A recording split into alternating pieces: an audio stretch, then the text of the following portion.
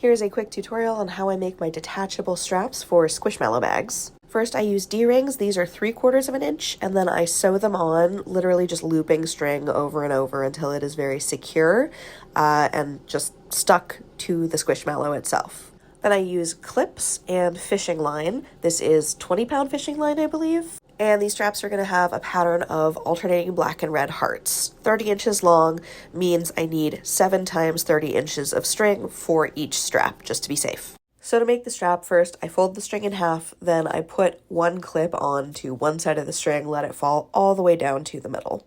For this pattern, I'm alternating red and black hearts. So I'm going to add on 2 red, then strings together, 1 red, strings apart, 2 red, strings together, 1 red, strings apart, 2 red.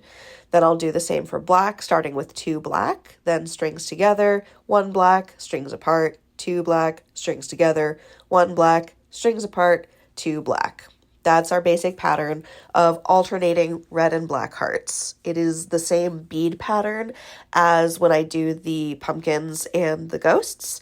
It's just different colors. We're just doing solid red, solid black instead of putting eyes and a stem on them. I'm just going to rotate the screen for a sec so you can see, pause it. This is the exact pattern you want to duplicate. You're going to repeat this until your strap is as long as you want it to be. For me, that's 30 inches. And also remember that the D-rings and the clasps add a little bit of extra length. So just take that into account. Once you're done, tie it off in a knot. I do just a simple double knot. This doesn't need to hold super well. It just needs to make sure that the beads don't shift around on the string while I am working. This is also the point at which I like to add my candy needles. Just tie them on with a double knot.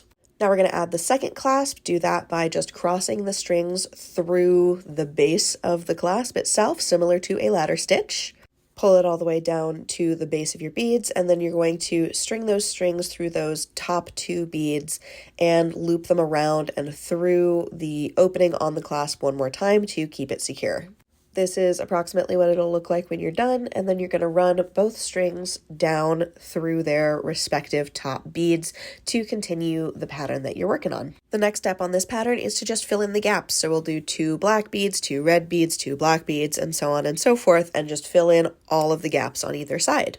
When I'm doing this part, I like to hang it from something.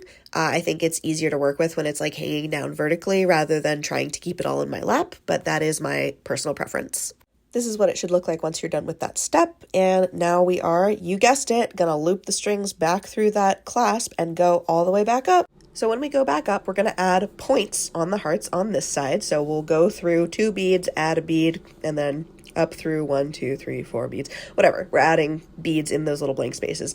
On the top, we are just gonna be running the string through all of the beads. It adds an extra layer of like security. Security is not the right word, but whatever. But we are just going all the way back up in order to add points on the bottoms of the hearts. This is what it's going to look like. Just so you can see, you add 1 bead in the blank space and then run the string through all the other beads. And there you go. There is your heart chain. If you want kind of a better explanation, go ahead and look at my pumpkin and ghost video because it is the same construction, just different colors.